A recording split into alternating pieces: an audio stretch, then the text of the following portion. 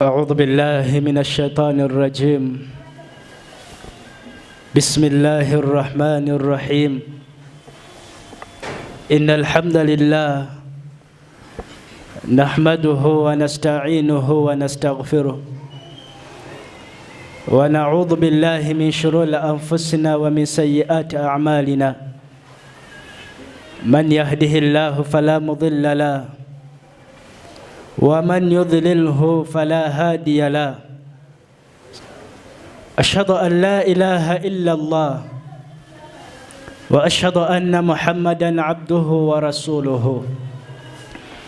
عباد الله، أوصي نفسي وإياكم بتقوى الله عز وجل، كما يقول سبحانه وتعالى: أعوذ بالله من الشيطان الرجيم.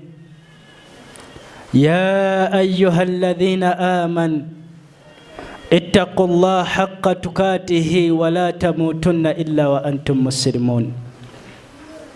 وقال أيضا: يا أيها الذين آمنوا اتقوا الله وقولوا قولا سديدا يصلح لكم أعمالكم ويغفر لكم ذنوبكم ومن يطع الله ورسوله فقد فاز فوزا عظيما.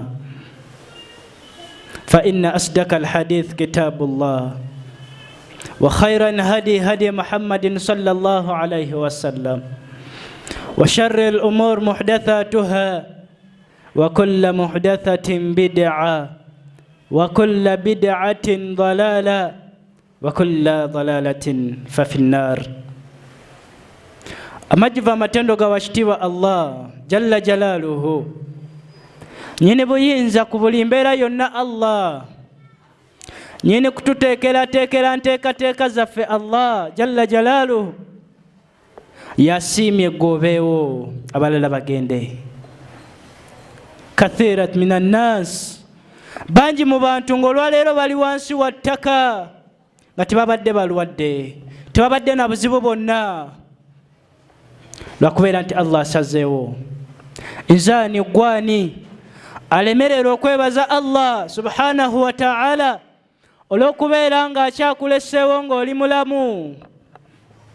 Kyengera mu byengero omuntu bye yandisaanye okusooka okutunuulira ne yeebazanga Allah ku makya mu ttuntu ne kawungezi. Bangi abasomye okusinga mu ddiini oba mu byensi, Allah n'abatwala nga byonna bye tewali kibayambye. Bangi babadde bagagga nga be bannannyini bizimbe mu Kampala, olwaleero akuwa ekizimbe gw'ogende gyali, abaffe kiba kikyakugasa ki? Allah subhanahu wa ta'ala akyatulekedde obulamu, alina ensonga. Abaffe tumwebaze okubeera nga tulekedde obulamu tusobole okutuukiriza ensonga gy'akyatulesezaawo obulamu. Bino toyinza kubitegeera ng'okyali mulamu, kizibu kyakubufumitirizaako ng'okyali mulamu. Bashekhe Nkata beebase ne Qur'an, olwaleero bo be babitegeera. Yayogeranga byogere nga naye tabimanyi, olwaleero abikakasa. Gwe n'okubyogerako tosobola kubyogerako kuba tolina nawe obyogererako. Eriyo akaseera k'okubikakasa nga wallahi bakutadde mu ttaka. Tumwebazenga Allah lubeerera. Obulamu bwakyatulekedde kya bbeeyi. Abaffe kyekyengera ky'obusiraamu okuva ku makya wagambyeko nti alhamdulillah, olw'okubeera nti Allah akyakulekedde ekyengera ky'obusiraamu. Bangi balina bingi ng'ekyo kibasinza nga si basiraamu. Bw'otunuulira mu byengero ebiri mu kyengera ky'obusiraamu bingi, lwakuba tubiyisaako amaaso. Okubeera omusiraamu ani gwe wasasula okuba omusiraamu? Bangi bagenda n'ekiweebwayo okwatula nti ndokose, ng'alina kusooka kuwaayo ekiweebwayo kubanga ekimuyisa okwatula kuwaayo. Gwe wawaani okubanga gwe Muhammad, okubanga gwe Ismail, okubanga gwani lyonna erinnya ly'olina ly'okakasa nti lya busiraamu? Allah wamuwaaki. Ani gwe wawa? Muhammad wamuwaaki? nga ne boogera ku linnya lye toyinza namusaalira, ng'ewiiki eggwako nga tomusaalidde nako. Tumwebaze Allah olw'ekyengera ky'obusiraamu. Bangi Allah singa yayagala ffenna tubeere basiraamu, ffenna twandibadde. Naye gwe yasiima n'agamba fulaani n'obwavu bwo beera omusiraamu, gundi n'obugagga bwe abeere omuki kyali kyonna, gundi n'obukendeevu bw'obuyivu bwo beera omusiraamu. Oli alina diguli 10 abe nga talina kyangera kya busiraamu ng'agenda emmanju nga talina nakadomola. Ne bakubuuza n'obuuza oyo ani? Oyo omusomesa wa sayansi, naye ng'agenda emmanju nga talina kadomola nga yasomesa personal hygiene. Ebyobusiraamu byonna bwabifunza. Oli musiraamu toyina sayansi, naye obusiraamu bwagamba ogenda nga n'akadomola emmanju. Al-Islaamu nadhifa. Twogere kituleke ki? Byakulabirako ki bye twagala okukakasa nti obusiraamu bwe tulina bwe businga? Lumu nali waffe Bukomansimbi nenkirangirira mu kidaala ky'okuziika. Nga tugenze mu kuziika, omwalimu omu nakati akyampalana. Buli lwandaba nga ntuuse ku lumbe ng'akuba omwogezi ateekateeka ebidaala akamwoyo tomuwa omuzindaalo. Lwaki? Naye nga muwalimu kusoma aya. Mwana tukusoma aya gamba shahida Allahu annahu la ilaha illahu wal malaikatihi wa ulul ilm. Ekyamujja enviiri ku mutwe ekyo ekigambo ekyasembayo bannannyini kutegeera. Abajulira Allah be balina okutegeera okusinga. Lwaki be balina okutegeera okusinga? Yamanya nti omuntu alina kubeera smart nga muyonjo n'agenda n'akadomola emmanju. Olaba dokita akuba bikalo, olaba omukono gulemedde emabega, kumbe byalese emabega bikalidde mu mpale bimuyisa bubi. Gwe omusiraamu tolina kaddaako, tolina na chance ya kwetakula mu mbeera bwetyo. Gwe nannyini kutegeera kubanga wakkiriza Allah. Omwalimu okuva koolo. Basiraamu tulangirira obusiraamu bwaffe wonna we tubeera nga tuli, kubanga kyengera mu byengera Allah byakuwadde. Olunaku ne lumala lukya nga Allah akikugjeeko. Allahu akbar. Oba singa saali musiraamu, singa kati wala ginywa yenkana ky'olunaku. Gwe weebuuze, singa tewali musiraamu embizzi kilo wandibadde olya mmeka? Ku busobozi bw'olina, ku sente z'olina, kuleti za bbiya wandibadde onywa mmeka? Kyengera kya busiraamu nosigala ng'oli nnomo 24/7 toteekamu kitamiiza. Nabwe kiti abooluganda, ekyengera ky'obusiraamu kyengera mu bulamu bwaffe. Ne lwakubadde ffe abakirina tetukimanyi nti kyengera. Ffe abakirina tetukimanyi nti kyengera. Naye yenna anaategeera nti kyali kyengera, lwe lunaku lwaliyimirira mu maaso ga Allah ng'amugamba obusiraamu bwo bwakkirizibwa. Bagamba kyali kyengera. N'abalala bajja kukitegeera nti kyali kyengera naye nga tekikyabagasa. Ng'okukitegeera tekikyabagasa. Nabwe kityo tulongoose leero tukakase nti obusiraamu bwe tulina kyengera tubukuba abantu mu maaso. Tubuteeke ku mmeeza nti nze ndi musiraamu, gwe oli muki? Era bonamubuuza oli muki, naye ajja kukubuuza ndi mu katuliki. Naye nga tamanyi katuliki kaalimu. Naawe okakasa nti nze ndi musiraamu. Nabwe kityo ekyo kyengera kyange naawe ffekka Allah ffe bakisiimidde. Bangi nkuyanja y'abantu nnyingi eri ku nsi erina bingi nga ekyo kyengera tekirina. Balina ssente, balina ki, balina ki, balina ki, ekyo kyengera nga si kyabwe. Allah yalonda gwe atambuza ebigere, abalala bali mu konvoyi, ekyo kyengera tebakimanyi nako. Oba oli awo ate bajja na kuva mu nsi nga tebakifunye. Nza kusalira ku ekitiibwa Muhammadin sallallahu alayhi wa sallam eyakola kaweefube oba okubeera nga ekyengera kyaffe kya busiraamu tukirisiivinga. Oba oli awo singa twali ffe, Allahu akbar, ku byayitamu byonna kyandikomye eyo, naye yagumiikiriza mu mbeera zonna.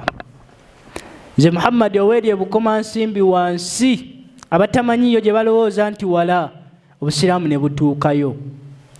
Si kyekyokka, ejjo nawadde ku social media nga ndaba abakuba takibiira. Kiki? Obusiraamu butuuse Kalamojja.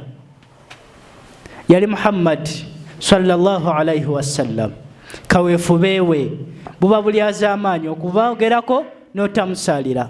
Buba buli az'amaanyi omusiraamu ng'akakasa olina ekyengera ky'obusiraamu olinako okuziba nga tosalidde ku Muhammad sallallahu alaihi wasallam. Insha Allah olwakadde akatono waliwo hadithi gye ntera okunyumyako ennyo lubeerera buli lwe nfuna chance eyimirako mu bantu. Oba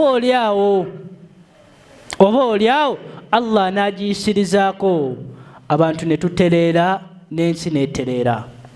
Hadithi ya Abu Huraira radiyallahu anhu yagamba nti yagamba Rasulillah sallallahu alayhi wasallam, idha addamat ummati dunya nuz'at minha haybatul islam wa idha taraktu al-amru bil ma'ruf wan nahyi 'anil munkar hurimat barakatul wahyi wa idha tasabbat ummati saqatat min 'aynillah. Hadithi eno muzeyi wange Sheikh Omar Bakari yaginsomesa kyovola banjagala nnyo. Erimu ensonga 3 Nabbi sallallahu alayhi wasallam aziyayogerako. Yagamba ensonga esooka, idha addamat ummati dunya, abantu b'omulembe gwa Muhammad bwe munaakulembeza duniya nga ye first priority yammwe, nga buli kyotunuulira kyonna nfunyemu ntya ku nsi, mu bukulembeze, mu buli kimu kyonna Allah kyakuwadde nfunyemu ntya ku nsi, nkifunyemu ntya, nfuniramu wa? Nuz'at minha haybatul islam. Allah agenda kutujjamu obuzito n'ekitiibwa ky'obusiraamu mu bifuba byaffe. Tunuulira saala kuba bifaananyi bingi, gwe tunuula ku ani okuva ku mufuti gwe gokkiririzaamu paka wansi ku ma'muumu eyasiramuse eggulo. Ani gokakasa nti akyalina ekitiibwa n'obuzito bw'obusiraamu mu kifuba kye? Kibuuzo kyange naawe, ani akyalina ekitiibwa n'obuzito bw'obusiraamu mu butuufu bw'okubeera nabyo? Lwaki? Edduniya yatumalawo. Si ensonga njagala tutambulireko, njagala nsonga ya kubiri. Yagamba wa idha taraktu al-amru bil ma'ruf wan nahyi 'anil munkar hurimat barakatul wahyi. Bwe baneesamba, bwe banaatalaka, bangi tumanyi kutalaka bakyala, naye bwe banaatalaka okulagira empisa ennungi n'okuziyiza empisa embi, hurimat barakatul wahyi, bagenda kummibwa baraka eziri mu bubaka. Obubaka bwani? Rasulillah sallallahu alayhi wasallam. Wekubemu ekifaananyi, wekubemu tooki, nga nange Masimbi bwe neekubamu tooki. Abaffe okulagira empisa ennungi n'okuziyiza empisa embi tuyimiridde tutya? Ebyonoonese bye twagala, ewali ebyonoonese buli omu ng'ajjayo kamera, ng'ayongerayo, ng'ajjayo kamera, ng'asindikirako kwatabaddeewo alabe ku bwonoonefu bw'atalabye. Wa idha taraktu al-amru bil ma'ruf wan nahyi 'anil munkar hurimat barakatul wahyi. Baraka zikyaliwa mu byonna bye tukola. Enkuba yiina etonya, baraka ziriwa? Enkuba ejja nga tekyalina baraka. Ebimera bwe tabyonoona, ebikonyabukonya oluusi ejja leeti netajja mu biseera oba mu biseera bituufu bye tulowooza nti bye biseera ebituufu. Lwaki? Twaleka okulagira empisa ennungi n'okuziyiza empisa embi. Allah kwe kukyusa ebintu ebyo. Mu hadithi endala ya maama waffe Aisha radiyallahu anha yagamba lunaku lumu, dakhala alayya nabi sallallahu alayhi wasallam, owekitiibwa Muhammad sallallahu alayhi wasallam yayingira ewaka, yayingira we nnali. Fa'araftu fi wajhihi, nalabira ku kyenyi kye, an qad hadara shay'un, twaliwo ekintu ekyenjawulo ekisse, waliwo ensonga emutuuseeko. Oluvannyuma lw'okuyingira mu nju nabbi, omukyala yenna bw'abeera ng'alina bbaawe nga ddala ye bbaawe, amulabira ku kyenyi kye ng'akomyewo, n'amanya leero taata Sofiya alabika gy'abadde akikubya alhamdulillah. Alabira ku kyenyi n'amanya nti leero taata Musa wakwegendereza, alabika ku mulimu tebitambudde bulungi. Kati maama waffe Aisha agamba nti Nabbi sallallahu alaihi wasallam yamulabira ku kyenyi ng'ayingidde, n'amanya nti waliwo ensonga enkulu etuuse, waliwo ensonga emusseeko. Maama waffe anyumya n'agamba fatawadda, bw'ayingira Nabbi n'abeera ng'afuna wudhu. Wama kallama ahadan, talina n'omu gwe yayogera naye kube yasanga mu nju. Aisha agamba nti astami'u, subhanallah, falasiqtu bilhujirat. Aisha n'agenda ne yeesigama ku kisenge ky'omuzikiti. Lwaki? Astami'u ma yaqul, asobole okuwulira Nabbi ki kyagenda okugamba basahaba, kyekimusseeko okutuuka feeso okukyuka. N'ayingira ewaka n'atavaako gwanyega, n'afuna bufunyi wudhu n'agenda mu muzikiti. Mama waffe anyumya n'agamba bwe neesigama omuzikiti mpulire ki kyagamba. Faqa'ada ala al-mimbar, Nabbi sallallahu alaihi wasallam n'abeera ng'alinnya mimbari. Fahamida Allahu wa athna alaihi, n'abeera ng'atendereza Allah subhanahu wa ta'ala n'okumusuuta. Thumma yaqul, oluvannyuma n'agamba ya ayyuha nnaasu, abange mmwe abantu, inna Allaha tabaraka wa ta'ala yaqulu lakum, mazima Allah subhanahu wa ta'ala wawaggulu omulezi wammwe ayogedde gye muli, n'ayogera ebigambo bino, ebigambo by'ennyamiza. Buli omu bw'onaabiwulira weecekinga obulamu bwo bwe buyimiridde.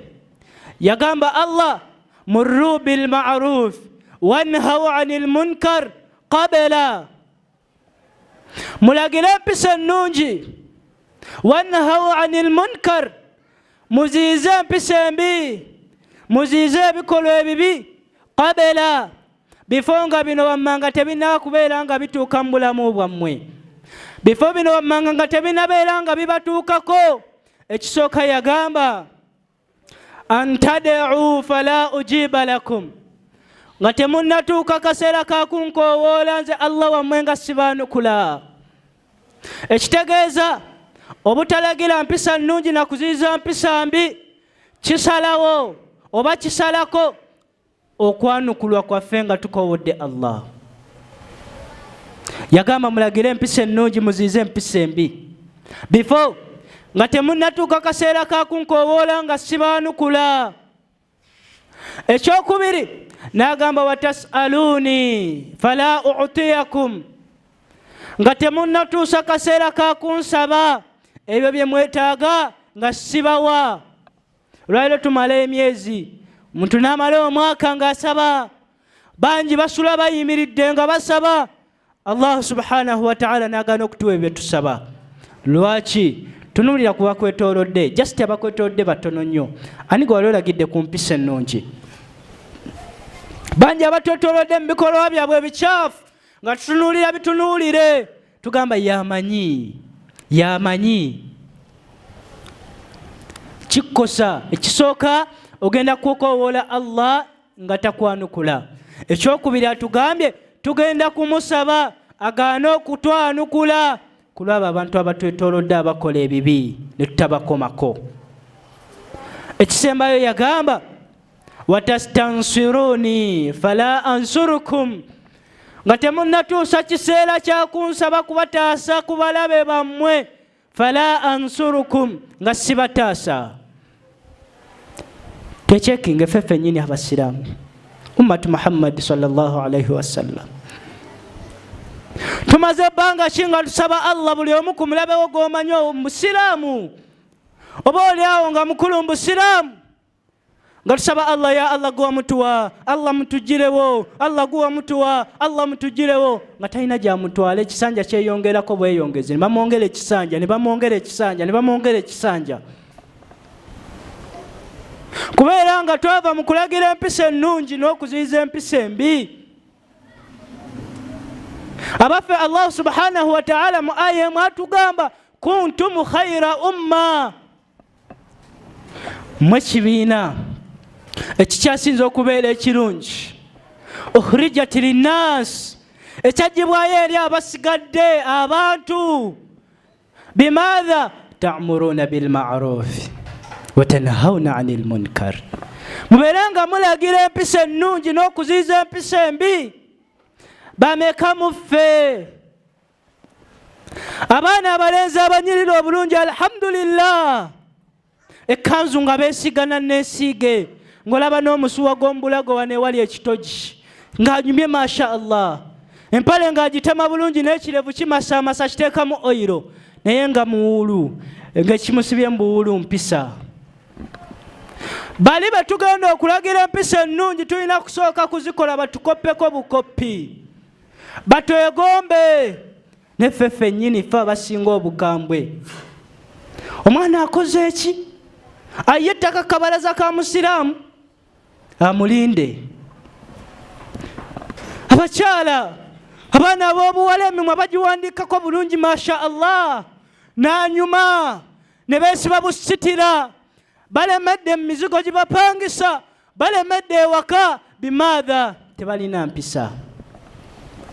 Mpisa abange nga tonalagira mpisa nnungi tusooka kwetunuulira ffe ffennyini gw'olina.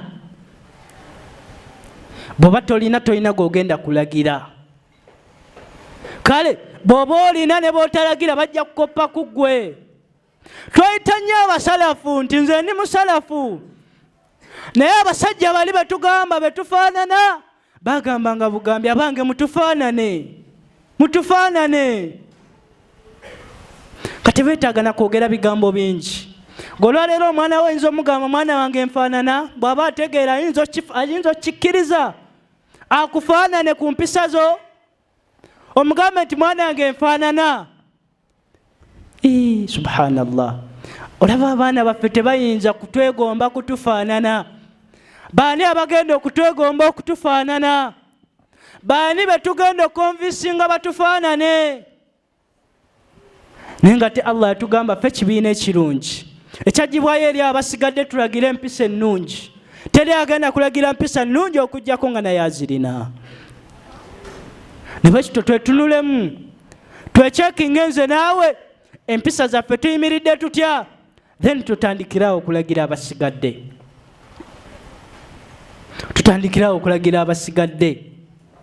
Naye bakyala baffe mu butale gye bakolera obasanga ku mmotoka zino ziroole batudde waggulu ku migugu ng'ebigambo bye boogerako obwogezi. Omwana w'omusiraamu nabadde ngenda okusaala Isha najja avaamu ekigambo munne yamubuuzabuuza Abudu obadde wa? Subhanallah, yamuvumye ekigambo naye nga ye Abudu kivaawa?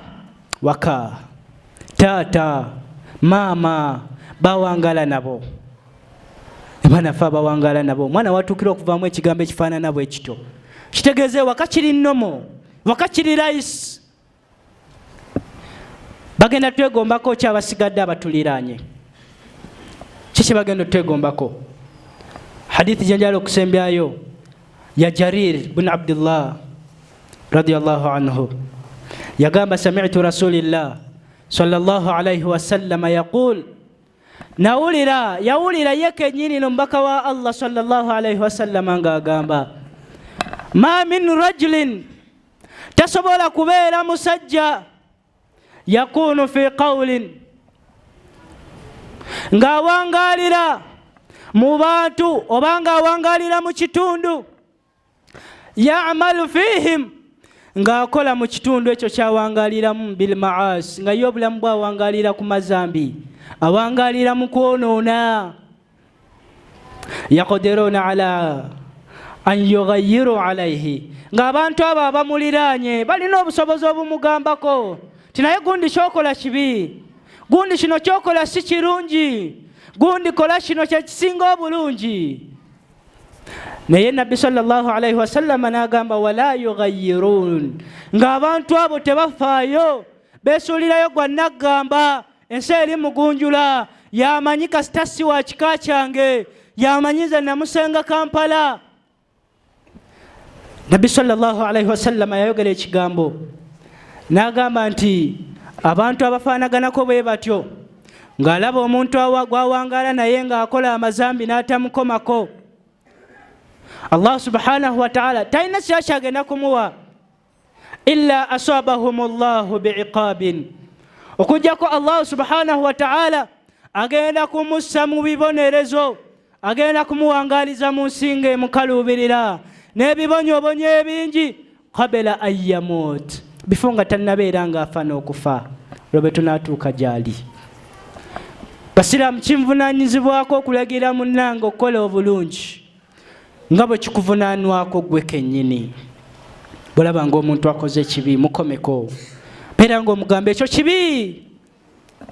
Lagira gwe ekirungi ky'olaba ky'okola nga kirungi, falhamdulillah, muno mugambe naye kino kirungi maaso ga Allah kyagala. Bwana bakikoze falhamdulillah, bwana batakikoze kiki na Allah we.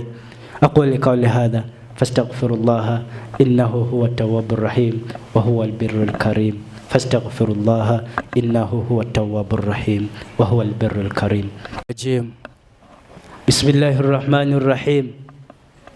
Wal 'asr innal insana lafi khusrin illa alladhina amanu wa 'amilus salihat watawasaw bil haqqi watawasaw bis sabr. Tumwebaza Allah jalla jalaluhu akyatwazisa kaseera kano ke tulimu nga tuli balamu, tulimu abo abakyasobola okugamba nti la ilaha illa Allah Muhammadur Rasulullah. Banyi mu kaseera ke tumaze wano Allah ebyo yabibajjeeko, ezo chance yazibajjeeko, naye nga babadde balamu.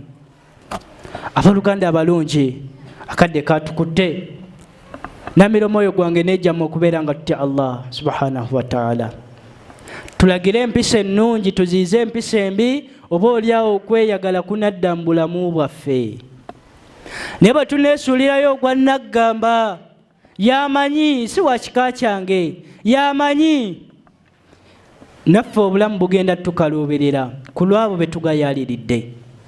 Sembyayo hadith eya Abi Sa'id al-Khudri yagamba sami'tu Rasulillah sallallahu alayhi wa sallam, naye yeewulirirako omubaka wa Allah okusasira ebyengala n'emirembe bibeere ku ye, yaqulu ng'agamba man ra'a minkum munkaran, omumu mmwe singa abanga alabye ekitasaana, ng'alabye ekintu nga tekigwana, falyughayyirhu biyadihi, abeere ng'akijjawo n'omukono gwo. Kijjawo n'omukono gwo bw'oba olina obusobozi, obukijjawo n'omukono gwo. Nagamba fa illam yastati'u, bw'abeera nga tasobola kukijjawo na mukono, fabilisaani, kyogereko. Mugambe gundi ekyo kyokola si kirungi. Nagamba fa illam yastati'u, bw'oba tasobola kukijjawo na lulimi nga tasobola kukyogerako, fabiqalbi, kitamwe. Niyagamba wadhalika adhafu al-iman, okutamwe ye imaani ekyasinza okubeera ennafu.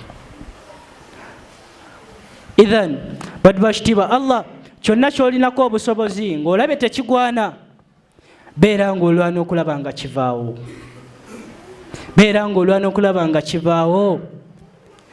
Ekyokubiri kyensembyayo mu bigambo byange, abooluganda tutereeze empisa zaffe, tutereeze empisa zaffe, abasigadde beegomba empisa zaffe. Oba oliawo banaayitira okwo okubeera nga basiramuka. Bangi basiramuse nga beetuuma amannya nti gwani oyagadde erinnya ki? Nti njagadde erinnya lya Qasim. Lwaki oyagadde erinnya lya Qasim? Nalina mukwano gwange nga ye Qasim. Oyo mukwano gwe yali mulungi gyali, kwe kutuuka okwagala okwetuuma erinnya lye. Sembyayo meseji ya mukadde wange, mbadde nzijaawo Sheikh Umar Bakari nankubira ku simu ambuuza we ngenda okusaaza. Nangamba ntuuse meseji ye gye muli, agambye basiraamu tuve ku mazambi amanene. No meseji ya Sheikh Umar Bakari angambye abasiraamu bategeeze tuve ku mazambi amanene. Amazambi amanene galeese ebizibu bingi mu nsi, ampadde ekyokulabirako. Nangamba nti ebiri e Dubai byonna byetololera ku mazambi. Banji waliwo Sheikh omu alina ekigambo kyayogedde, n'agamba kampuni eyange yava wano Uganda kuba kyeyo. Kampuni eyange gye nkoleramu yafiiriddwa emmoroka 35. Emmoroka 35. Ebigambo bya muzeeyi gaba naye twewala amazambi amanene. Amazambi gagenda tukaluubiriza ensi n'obulamu. Bwe tuneewala amazambi amanene oba oliawo Allah n'atutulamu n'atusaasira. Kulw'okwewala amazambi. Waliwo amazambi agateewalika. Ne waliwo bangi abeebagala amazambi nga naye akakasa riba mubi. N'amwebagala mwaka ku mwaka, mwaka ku mwaka, mwaka ku mwaka. Bantu bakitiibwa Allah tudde eri Allah subhanahu wa ta'ala. Bwe tunadda gyali bingi bigenda twanguyira. Aya gye nsinga okwagala ennyo Allah yagamba man a'rada an dhikri fa inna lahu ma'ishatan dhanka. N'ekyennyuma kyayo kituufu. Oyo yenna anaava ku bufu bwa Allah subhanahu wa ta'ala n'ebyo bye yamuteekako okukola fa inna lahu ma'ishatan dhanka. Agenda kuwangalira mu nsi nga ya kanyigo, obulamu bwe nga bwa kanyigo, tobulinaako control. Olwaleero buuza ne gwolaba nga alina ssente omubuuza alina control ku bulamu bw'entambula gye butambulamu. Bangi boogera mu mbeera ey'okusaagirira obulamu butambula nga bwe nabubala. Kweri obulamu butambula nga bwe bubala. Bangi tuli mu mbeera ey'akanyigo. Lwaki? Tukubye amateeka ga Allah emabega. Inna Allaha malaikatahu yusalluna ala nabi ya ayyuha alladhina amanu sallu alayhi wa sallimu tasliman kathira. Allahumma salli ala Muhammad wa ala ali Muhammad kama sallaita ala Ibrahim wa ala ali Ibrahim innaka Hamidul Majid. وارض اللهم عن الخلفاء الراشدون منهم أبو بكر عمر عثمان وعلي والتابعين تابعهم يا أرحم الراحمين. اللهم أعز الإسلام والمسلمون. اللهم أعز الإسلام والمسلمون. ربنا آتنا في الدنيا حسنة وفي الآخرة حسنة وقنا عذاب النار وعذاب القبر وعذاب الصراط ومن شر فتنة المحيا والممات ومن شر فتنة مسيح الدجال. رب اغفر لنا والوالدينا وارحمهم كما ربونا صغارا. رب اغفر لنا والوالدين وارحمهم كما ربونا صغارا.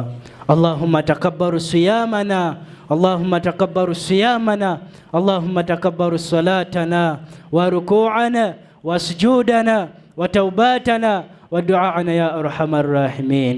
سبحان ربك رب العزة عما يصفون وسلام على المرسلين والحمد لله رب العالمين. أقيم الصلاة إن الصلاة تنهى عن الفحشاء والمنكر.